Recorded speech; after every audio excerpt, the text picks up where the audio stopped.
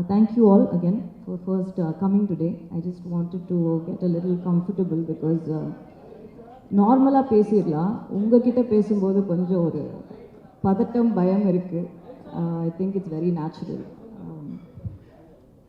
So Lal Salaam படத்தோட கதை என்ன அப்படின்னா, தேர் திருவிழா ஒரு ஊர், அந்த ஊரில் நடக்கிற ஒரு கிரிக்கெட் மேட்ச், அந்த கிரிக்கெட் மேட்ச்சில் நடக்கிற ஒரு பிரச்சனைனால அந்த ஊரில் என்ன நடக்குது அப்படின்றது தான் இந்த கதை.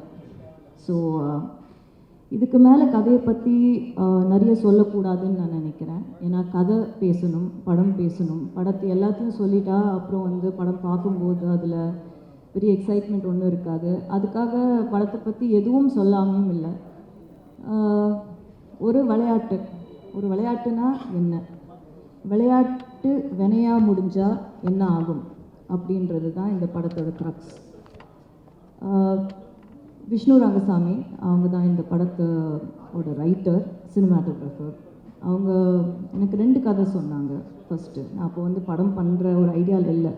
நான் ஆக்சுவலி ஒரு மியூசிக் வீடியோ பண்ணேன். அது கூட சும்மா ஒரு டைம் பாஸாக சரி பண்ணலாம் அப்படின்றதுனால. பசங்க வளர்ந்துட்டாங்க. கொஞ்ச நாளாக ரொம்ப பிஸியாக பசங்களோடு இருந்தேன். அண்ட் அதுதான் எனக்கு பண்ணணும்னு தோணுச்சு. அதனால் நான் வைராஜாவைக்கு அப்புறம் ஒரு பிரேக் எடுத்துக்கிட்டேன். பசங்க ரொம்ப சீக்கிரம் வளர்கிறாங்க. அவங்களோட இருக்கிற எக்ஸ்பீரியன்ஸஸ் டக்குன்னு போயிடும் லைஃப் அப்படின்றது கண்ணு முன்னாடி பார்த்துட்டு இருந்தேன்.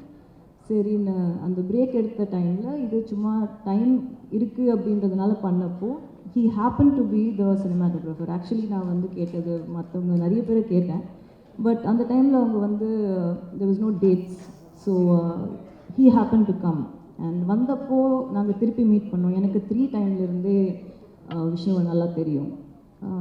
நிறைய படிப்பாங்க. எப்போவுமே செட்டில் ஒர்க் இல்லைன்னா லைட்டெல்லாம் ஃபிக்ஸ் பண்ணிட்டா உட்காந்து படிச்சுட்டு இருப்பாங்க. நான் விஷ்ணுவை ஃபோனோட பார்த்ததே கிடையாது, யாருக்கும் பேசி பார்த்தது கிடையாது. ஸோ அந்த மாதிரி தான் இருப்பாங்க. Very less words thinking more kind of a person. So இந்த மாதிரி ஒரு கதை இருக்குது மேம், 2 கதை இருக்குது, நீங்கள் கேட்குறீங்களான்னாங்க. சரி சும்மா சொல்லுங்கன்றப்போ ஒரு லவ் ஸ்டோரி சொன்னாங்க, லால் சலாம் சொன்னாங்க. லால் சலாம் அப்போ வேறு டைட்டிலாக இருந்தது படத்துக்கு. படம் திசையட்டும் பரவட்டும் அப்படின்னு வச்சுருந்தாங்க. வச்சப்போ எனக்கு 2 கதையும் கேட்டேன். எனக்கு 2 கதையும் பிடிச்சிது. சொல்கிறேன்னு சொன்னேன். அடுத்த நாள் ஃபோன் பண்ணி இந்த படம் பண்ணலாம் அப்படின்னு. அவங்க கண்டிப்பாக மேம் கேட்டாங்க. ஏன் அப்படின்னு கேட்டதுக்கு, இல்லை மேம் இது உங்களோட கம்ஃபர்ட் ஜோன்லேருந்து ரொம்ப வெளியே இருக்குது படம். இது ஒரு டவுன் பேக்ரவுண்டு, செஞ்சி, திருவண்ணாமலை, இந்த மாதிரி. எனக்கு மாற்றி கதை எப்படி எழுதியிருக்கணும் அப்படியே எடுக்கணும்னு ஆசையாக இருக்குது. உங்களால் பண்ண முடியும்னு நினைக்கிறீங்களான்னு கேட்டாங்க. அப்போது பண்ண முடியாதுன்னு நினச்சிங்கன்னா ஏன் சொன்னீங்கன்னு கேட்டேன். அப்போ இல்லை மேம், உங்களை மாதிரி ஒருத்தர் பண்ணால் இந்த மாதிரி ஒரு கதை இன்னும் ரீச் ஆகும், என்ன மாதிரி ஒருத்தர் பண்ணுறதை விட, இல்லை வேறு யாராவது ஒருத்தர்கிட்ட போகிறத விட அப்படின்னாங்க. சரி அப்போ பண்ணலான்னு முடிவு பண்ணோம். அப்படி தான் இது ஸ்டார்ட் ஆச்சு. அதுக்கப்புறம் என்ன ஆச்சுன்றதெல்லாம் நான் ஆடியோ லான்ச்சில் பேசிட்டேன். ஸோ அது தட் இஸ் டன் வித். உங்களுக்கு எல்லாருக்கும் தெரியும் இந்த கதை நிறைய ஹார்ட்ஷிப்ஸ். இந்த படம், இந்த ஜேர்னியே ஒரு journey of learning, journey of hardships அந்த மாதிரி தான் இருந்திருக்கு. பட் கஷ்டப்பட்டு கிடைக்கிறது தான் நிலைக்கும் அப்படின்ற ஒரு ஸ்ட்ராங்கான நம்பிக்கை எனக்கு இருக்குது. அண்ட் கதையோட க்ரக்ஸ் அதான் நான் சொல்ல ஆரம்பித்தது. ஒரு விளையாட்டு வினையாகும், ஒரு போட்டி, ஒரு விளையாடுறோம். எதுக்கு விளையாடுறோம்? ஒரு கேம் எதுக்கு விளையாடுறோம் அப்படின்னா, நம்ம ஹெல்த்துக்காக, நம்ம சந்தோஷத்துக்காக, அதை நம்ம என்ஜாய் பண்ணுறோம், அதுக்காக ஒரு கேம் விளையாடுறோம். அதே விளையாட்டுக்குள்ளே நீ பெருசா நான் பெருசா, இங்கே யார் வெயிட்டு அப்படின்னு வந்ததுன்னா போட்டி வருது அந்த விளையாட்டுக்குள்ளே. இந்த போட்டிக்குள்ளே பொருள், பணம் எப்போ வருதோ, ஒரு பணத்துக்காகவோ இல்லை ஒரு பொருளுக்காகவோ, ஒரு அவார்ட் அந்த மாதிரி இருக்கிறதுக்கு இந்த போட்டியும் இந்த கேமை விளையாட ஆரம்பிக்கிறப்போ அது பிஸ்னஸாக மாறுது. இந்த பிஸ்னஸ்க்குள்ளே, இந்த பிஸ்னஸான ஒரு விளையாட்டுக்குள்ளே அரசியல் அப்படின்ற ஒரு விஷயம் வரும்போது அந்த போட்டி பெரிய வெறியாக மாறுது. இதுதாங்க கதை. இதுதான் Lal Salaam.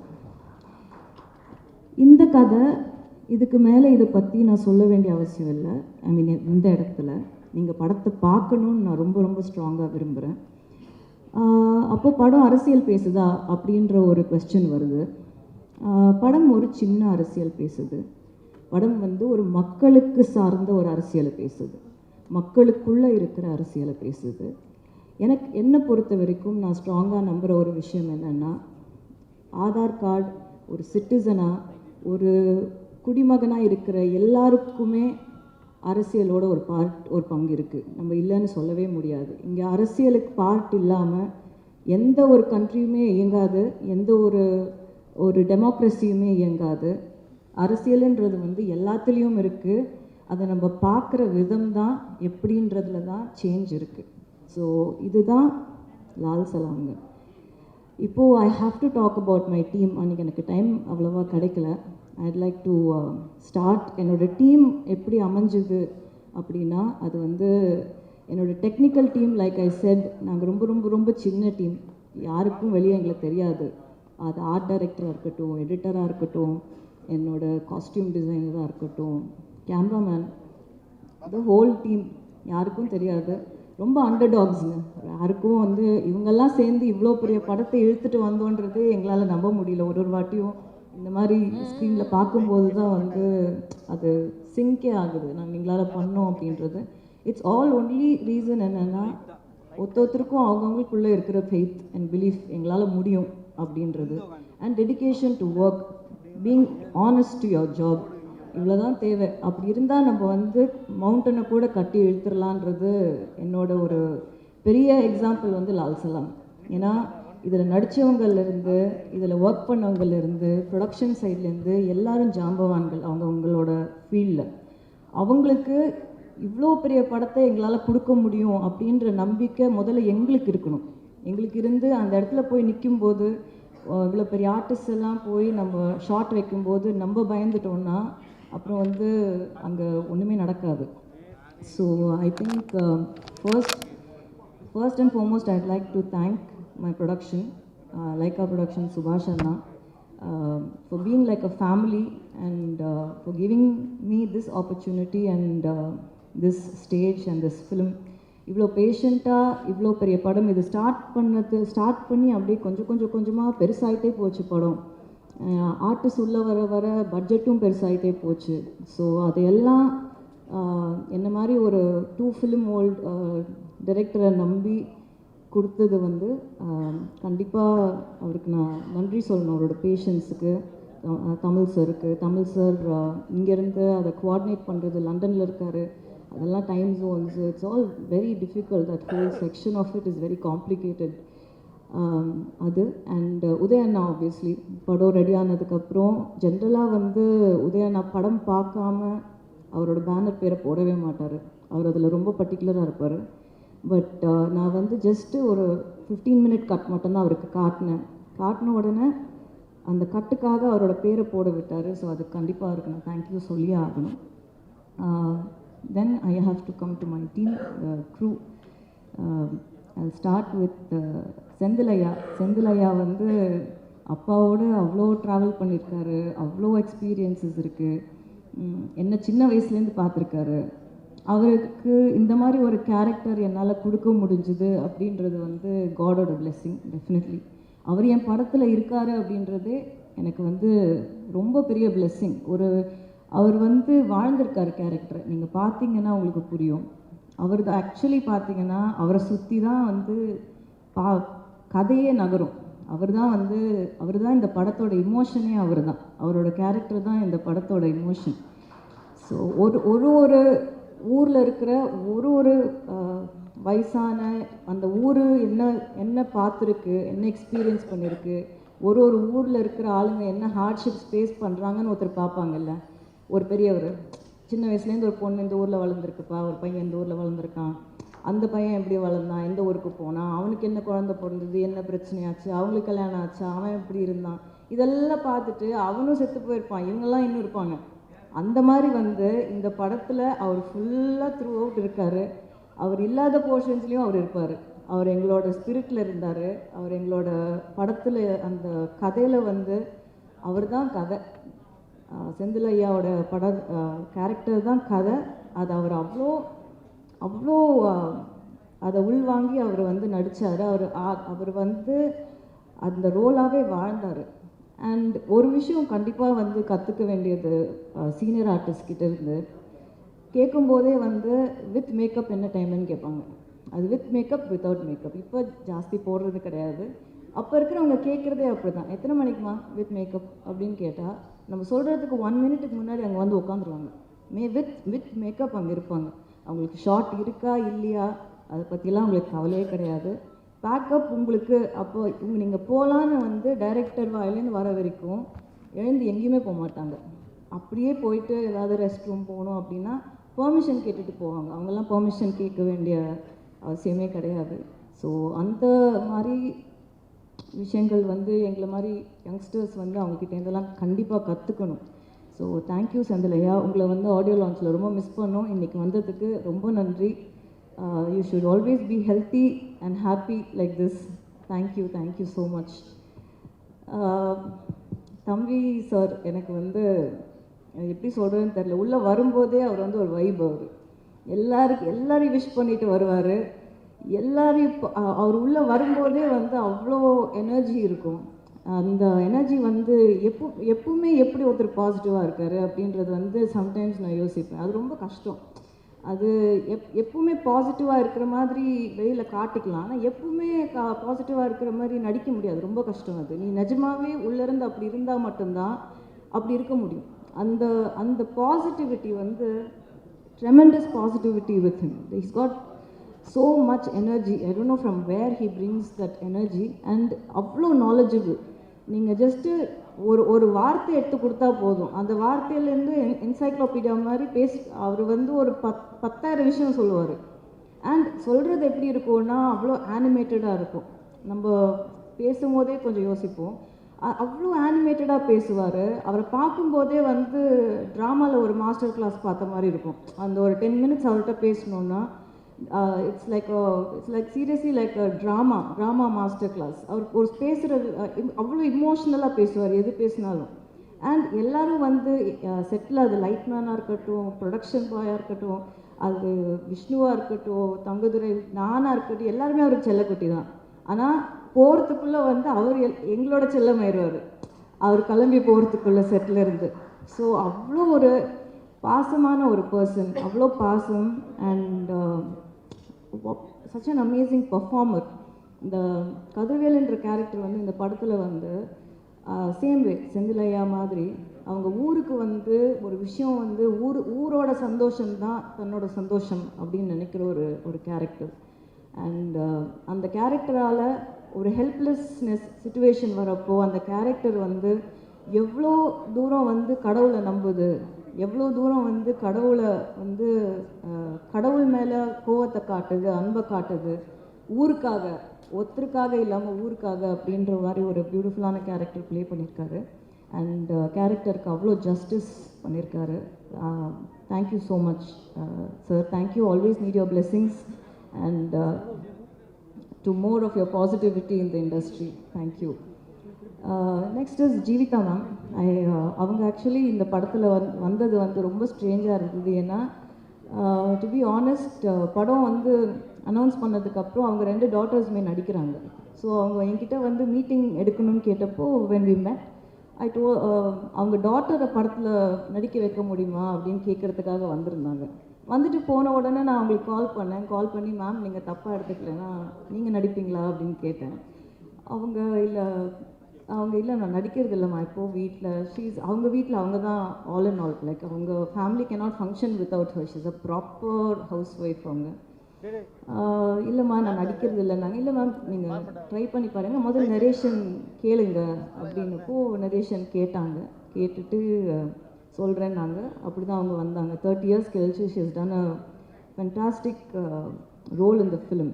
Very very strong mother character பண்ணியிருக்காங்க.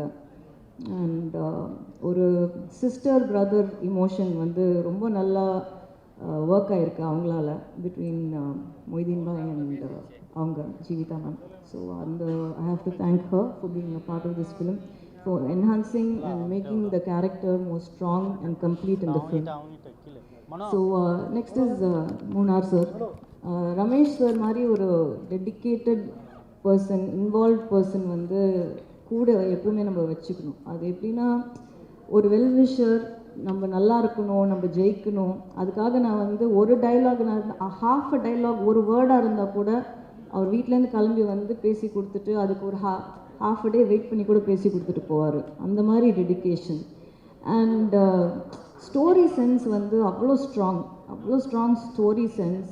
அண்ட் ஏதாவது ஒரு கொடுக்குற இன்புட்ஸ் எல்லாம் வந்து அவ்வளோ கரெக்டாக இருக்கும், அவ்வளோ கிளாரிட்டியோடு இருக்கும். அண்ட் ஒரு 4 பேஜ் டைலாக் கொடுத்தாலும் அதை வந்து அப்படியே மனப்பாடம் பண்ணி பேசுவார். அது எப்படி பண்ணுறாருன்னு தெரியல. இன்ஃபேக்ட் படத்தில் டைலாக் வந்து தம்பி சாருக்கு அப்புறம் அவருக்கு தான் ஜாஸ்தி இருக்கும். அண்ட் அவ்வளோ நல்ல டைலாக்ஸ் அமைஞ்சிருக்கு அவருக்கு படத்தில். தட் இஸ் அவ்வளோ மோட்டிவேஷ்னல் டைலாக்ஸ், அவ்வளோ பாசிட்டிவான டைலாக்ஸ் வந்து அவருக்கு படத்தில் அமைஞ்சிருக்கு. அண்ட் அவரோட கெட்டப் வந்து கண்டிப்பாக எல்லோரும் அப்ரிஷியேட் பண்ணுவாங்க. எங்களுக்கு ரொம்ப பிடிச்சி என்ஜாய் பண்ணி பண்ணோம் அவரோட கெட்டப் படத்தில். அண்ட் அவர் வந்து ஒரு கிறிஸ்டியனாக நடிச்சிருக்காரு படத்தில். So thank you sir, thank you for being a part of this film. உங்களுக்கு இது எவ்வளோ மெமரபிளோ அதே அளவுக்கு எனக்கு இது memorable. So thank you. And Thangadurai, he's one very jolly character. I enjoyed every minute. அவரோட பேசுகிறது வந்து நான் பயங்கரமாக என்ஜாய் பண்ணுவேன். There is a lot of innocence in him. எனக்கு அவர்கிட்ட ரொம்ப பிடிச்சது வந்து அவரோட இன்னசென்ஸ் தான். அது வந்து அவர் பேசும்போது அது வெளிப்படையாக தெரியும். அதனால தான் எல்லாருக்கும் அவரை பிடிச்சிருக்கு. அவர் பயங்கரமான ஃபேன் பேஸ் இருக்குது. நீங்கள் டவுன் சவுத் போனீங்கன்னா எங்களுக்கு யாரையுமே தெரியலனாலும் அவரை தெரிஞ்சிருக்கு. அவர் வந்து அந்த மாதிரி, I think only innocence can pull crowd like that. I think that genuinity, that innocence is beautiful in him. And நிறைய இடத்துல வந்து அவர் படத்தில் கான்ட்ரிபியூட் பண்ண ட்ரை பண்ணி நான் வேணான்னு நிறைய இடத்துல சொல்லியிருக்கேன். அது வந்து இந்த படத்தில் வேண்டாம் அப்படின்னு சொன்னேன். பட் அதை ரொம்ப ஸ்போர்ட்டிவாக எடுத்துக்கிட்டு சொன்னதை செஞ்சார். பட் அவர் கிவ் அப் பண்ணாத ஆட்டிடியூட் எனக்கு ரொம்ப பிடிக்கும். கடைசி நிமிஷம் டப்பிங் வரைக்கும் வந்து எதையா ஒன்று போடணும் உள்ளன்னு நினைப்பாரு. அந்த சீனை எப்படியெல்லாம் கெடுக்கலாம் அப்படின்றதுக்கு கரெக்டாக எடுத்துகிட்டு வருவார். பட் அப்படி இப்படி அவரை மீறி தப்பிச்சு வந்துருச்சு அவர் சீன்ஸ் எல்லாம். அதனால நீங்கள் அதை கண்டிப்பாக அப்ரிஷியேட் பண்ணுவீங்க. But thank you Thangadurai for being a part of this film and not being you in it. So thank you. Nirosha ma'am, thank you again for being a part of this film.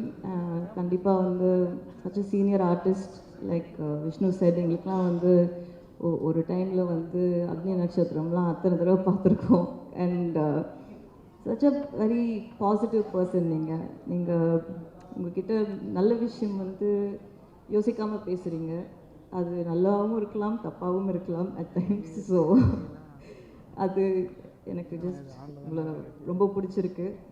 Thank you for being in the film. And definitely you plate the part to the tea. அவ்வளோ பியூட்டிஃபுல்லாக இருக்கீங்க படத்தில் பார்க்குறதுக்கு.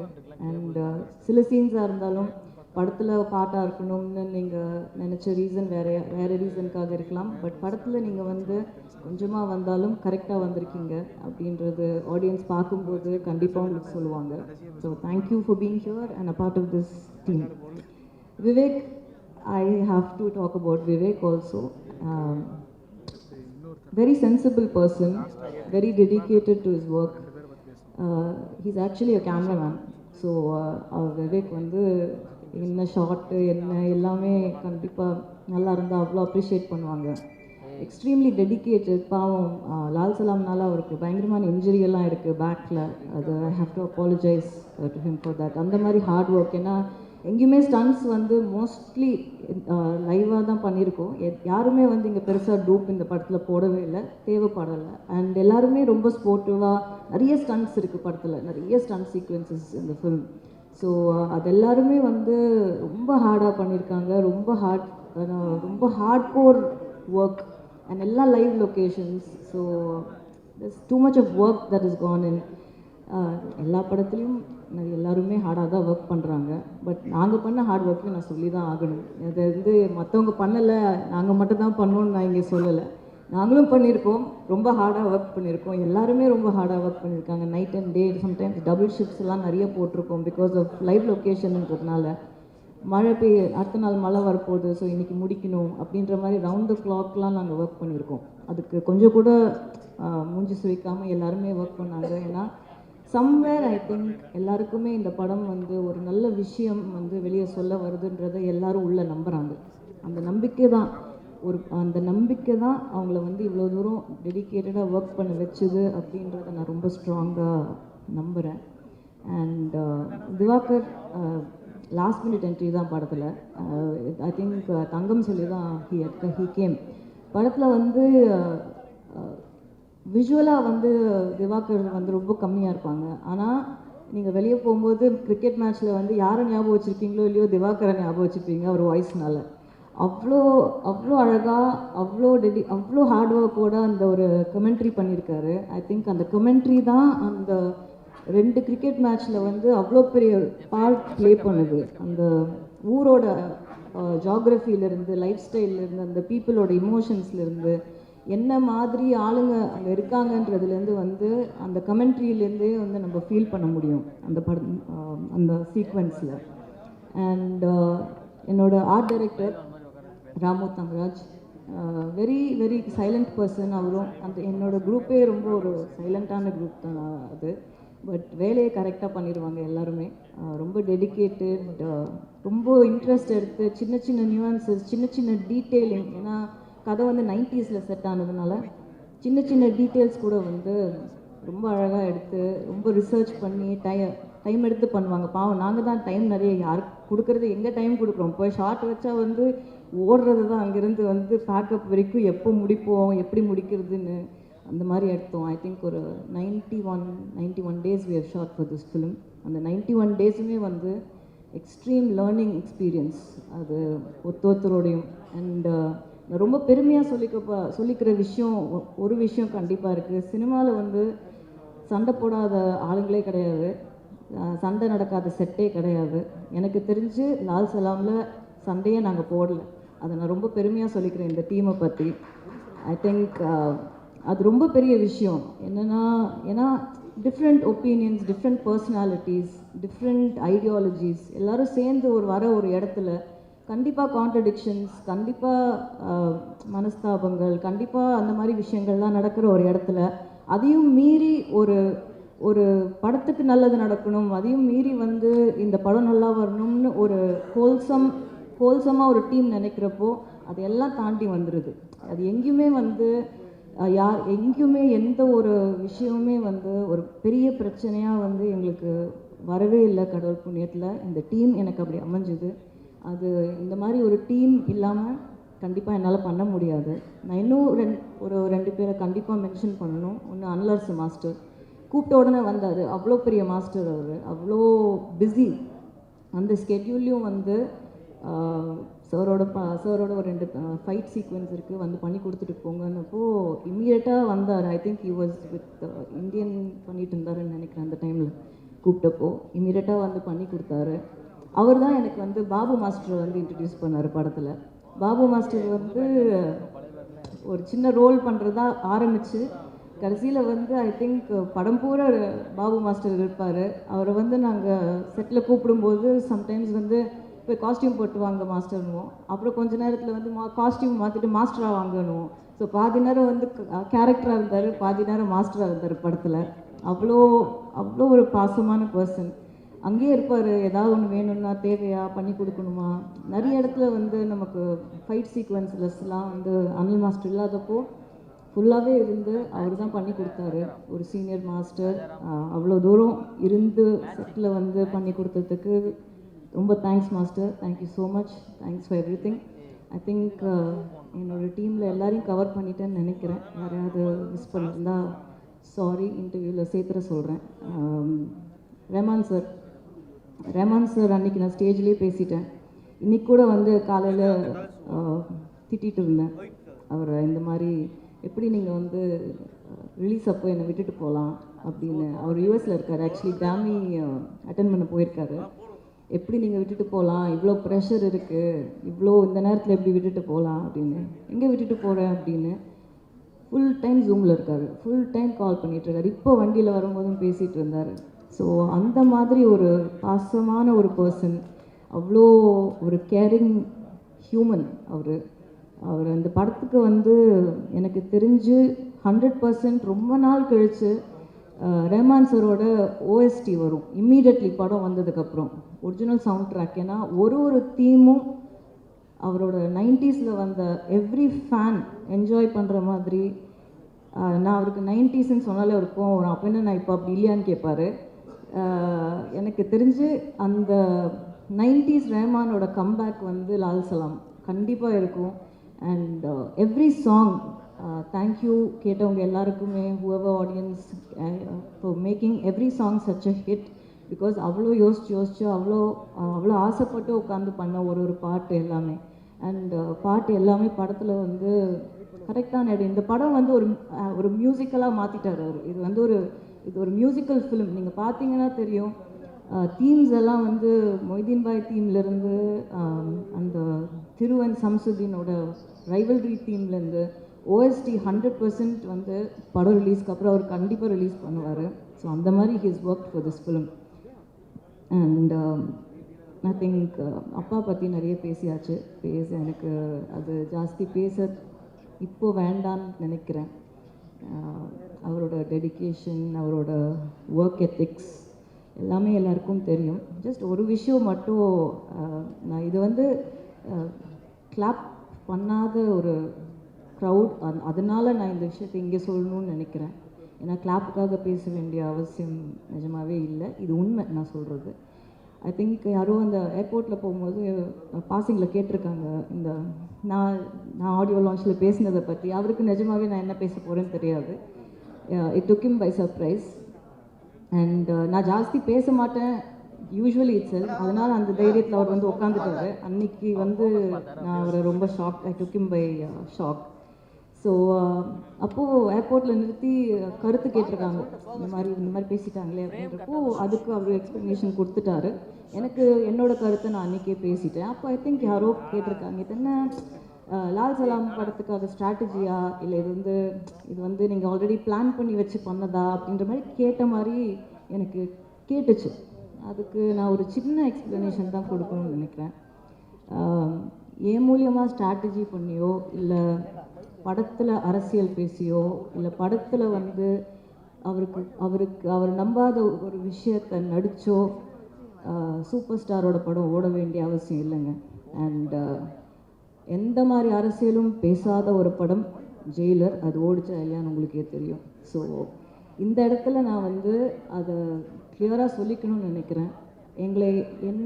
என்னோடய சிஸ்டரையோ இல்லை யாரையுமே அவர் வந்து சொந்த கருத்து உரிமையை வந்து எப்பவுமே என்கரேஜ் பண்ணுற ஒரு மனுஷன், ஒரு மனிதன். ஸோ அவர்கிட்ட அந்த மாதிரி ஒரு கேள்வி கேட்டது வந்து எனக்கு கொஞ்சம் கஷ்டமாக இருந்தது.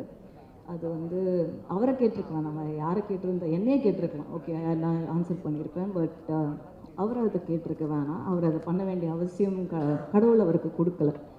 ஸோ இதை தவிர அவரை பற்றி நான் பெருசாக இங்கே உங்களுக்குள்ளே இருக்கிற ரிலேஷன்ஷிப் பற்றி எல்லாம், அது இட்ஸ் வெரி இமோஷனல். அது வந்து நம்ம இங்கே பேச இன்னொரு தருணம் இருக்குது.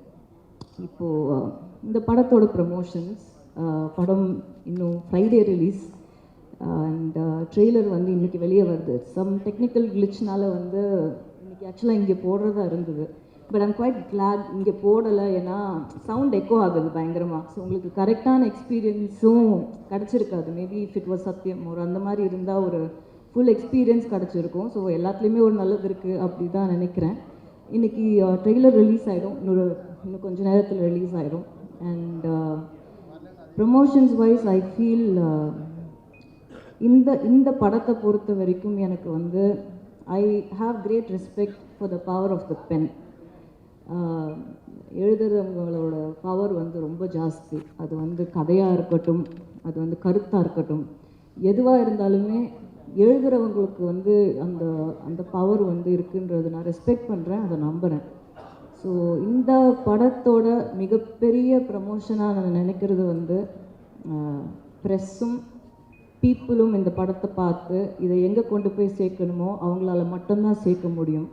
நாங்கள் பேசி இந்த படத்தை பர்டிகுலர்லி வந்து இப்படி சேர்க்கறது வந்து எனக்கு நம்பிக்கையாக இருக்கிறது உங்கள் வழியாக தான் போகணும் அப்படின்றதுல நான் ரொம்ப ஸ்ட்ராங்காக இருந்தேன். இந்த படத்துக்கு பிஆர்ஓ வந்து ரியா சார் கிடையாது, நான் கிடையாது, அப்பா கிடையாது, இந்த டீம் கிடையாது. இந்த படத்தோட பிஆர்ஓ வந்து ப்ரெஸ் அண்ட் பீப்புள் தாங்க. நீங்கள் இந்த படத்தை பாருங்கள். இந்த படம் உங்களுக்கு என்ன தோணுதோ, நீங்கள் எங்கே கொண்டு போய் இந்த படத்தை சேர்க்கணும்னு நினைக்கிறீங்களோ அங்கே போய் சேருங்க. அது கரெக்டாக சேருன்ற நம்பிக்கை எனக்கு இருக்குது. இந்த படத்தை ஃபஸ்ட்டு, இந்த படத்தோட ப்ரமோஷன் அப்படின்னு நான் பண்ண போகிறது என்னன்னா, 8th மார்னிங் 9th படம் ரிலீஸ். 8th வந்து முதல்ல படத்தை உங்களுக்கு போட்டு காட்ட போகிறேன். நீங்கள் படத்தை பாருங்கள். நீங்கள் பார்த்துட்டு நீங்கள் எங்கே கொண்டு போய் இந்த படத்தை சேர்க்கணும்னு நினைக்கிறீங்களோ அங்கே சேருங்க. தேங்க்யூ.